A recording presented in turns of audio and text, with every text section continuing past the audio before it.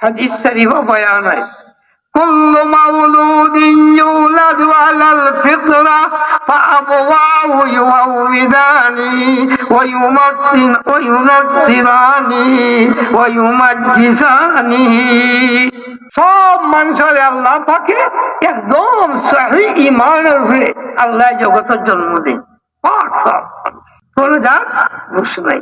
আমরা কই না নি কোন পাপী বন্দা এসব তওবা করে মার ঘরটাকে জন্ম নিয়ে যারা পাক সাফ বলে আল্লাহ পাক সাফ করে দেয়। বুঝলাইছেন না? ও মার ঘরটাকে জন্ম নেই আমরা একদম পাক সাফ, আমরা কোনো গুনাহ নাই।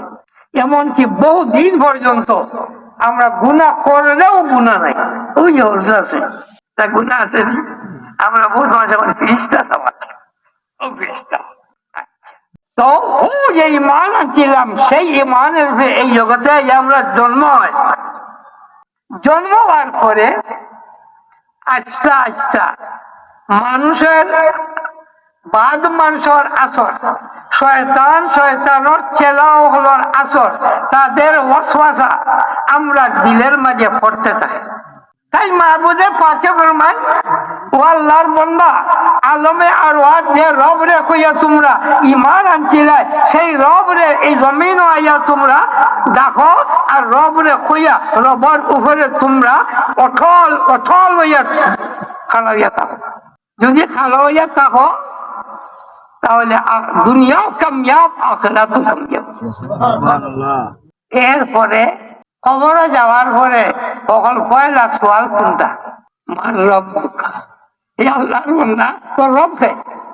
ও যে আলমে আরওয়াহ রব হইয়াছিলাম আর ও রব খান আল্লাহ পাকে এই জমিন আওয়ার পরে ইয়াদ করাইয়া দিতরা আর কইছিল আল্লাহর বান্দা কোন যে রব কইছিলে ও রব খান আল্লাহরে মানিয়া যদি ঠিকই যাইতে পারো তোর আখিরাত কামিয়াব। এই দুনিয়া যদি টিকে যাইতে পারে কবরে গিয়া কি কইব? রব্বি আল্লাহ। মার রব্বুকা কি কইব? রব্বি আল্লাহ। এমনকি একেবারে শেষ মাঠ যেখানে মুমিনের জবান থেকে বাহির দেব ওয়াখিরু দাওয়াহুম আনিল হামদুলিল্লাহি রাব্বিল আলামিন। শেষ মাঠ যেখানে মুমিনের জবান থেকে বাহির দেব আলহামদুলিল্লাহি রাব্বিল আলামিন।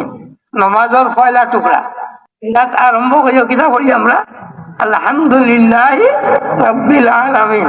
বাবা ও টুকরা লাগবো নামাজের কথা আরেক কথা হয়। দেখেন ও পয়লা কইলাম নামাজের সূরা আরম্ভ করতেই এক রাকাত আলহামদুলিল্লাহ পড়ই নাই, একটা রাকাত বাকি নাই। আর পয়লা কিনা কই আলহামদুলিল্লাহ আলহামদুলিল্লাহ রাব্বিল আলামিন কইয়া ও আলামিন আল্লাহ এর বাদে খারাপ বাদে কই যাই না রুকু থেকে উঠতে কিনা হয় সামি আল্লাহু লিমান সামি আল্লাহু লিমান সামি আল্লাহু লিমান হামিদা সামি আল্লাহু লিমান হামিদা। আল্লাহ প্রশংসা যে করছে আল্লাহ বা কবুল করছে। এর মাঝে কিতাব হয় রব্বানা আল্লাহ তাআলা পয়লা আরম্ভ করছিলাম খাড়া হইয়া আলহামদুলিল্লাহ রাব্বিল আলামিন। আর এবার রুকু গেছিলাম এবার যেতে খাড়া হইছি খাড়া হয়ে কি বলছি রব্বানা লাকাল হামদ। ওগো আল্লাহ প্রশংসা যা তোমার। এর মাঝে এবং আরেকটা রুকুতে গেছিলাম যে কিনা করছিলাম রব আছেন না ভাই পয়লা খালা হইয়া কইছিলাম আলহামদুলিল্লাহি রাব্বিল আলামিন। রুকু দিয়া কইছি সুবহানা রাব্বিয়াল আযীম। আবার খালা হইয়া কইছে কি রব্বানা লাকাল হামদ। আবার সাজদা দিয়া কি কইছি সুবহানা রাব্বিয়াল আলা। কবার কইছি চাইবার আর আগে চাই জগৎ কইছিলাম নেই ভুলে গেছে আলমে আরওয়াহ রুহানি জগৎ আর এই পৃথিবীর জগৎ আরেকটা আলমে বারজাখ কবরের জগৎ আর একটা আখেরাত হাসরের সাইড জগৎ। ও নমাজ ও ভাই নমাজ এর কারণে ওয়ালা যিকরুল্লাহি আকবার, সব থেকে আল্লাহ জিকিরের মাঝে সব থেকে বড় জিকির নমাজ। কেন? এটা সাইড জগৎ থেকে ইয়াদ করা যাবে। কোন সাইড জগৎ? নাম বললাম কি ইয়াদ করা যাবে? রব ইয়াদ করা যাবে। এখন প্রশ্নটা হইল বলে বুঝলাম না এই নামের মাঝে কত মধু কেন? এটা কি বলছো কি? এটা মাহফিল তফসির না, তাই কোরআনের তফসির দিত। এই নামটার মাঝে কেন এত মধু? এর অর্থ কি?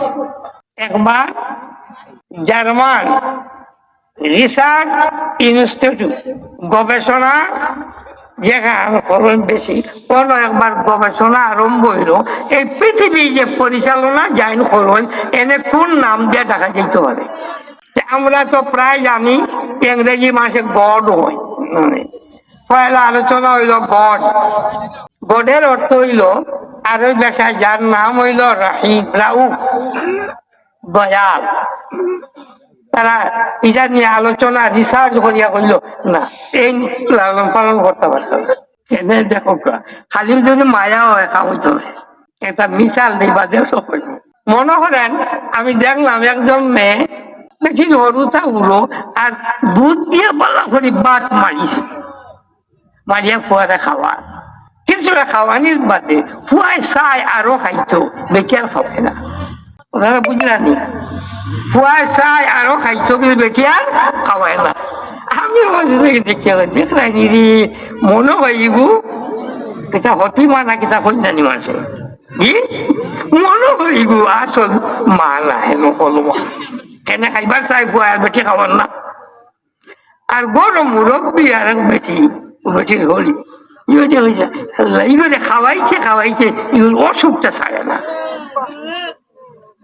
সে হাসা খেয়ে বুঝছই ও মুরব্বী বেটি নানি।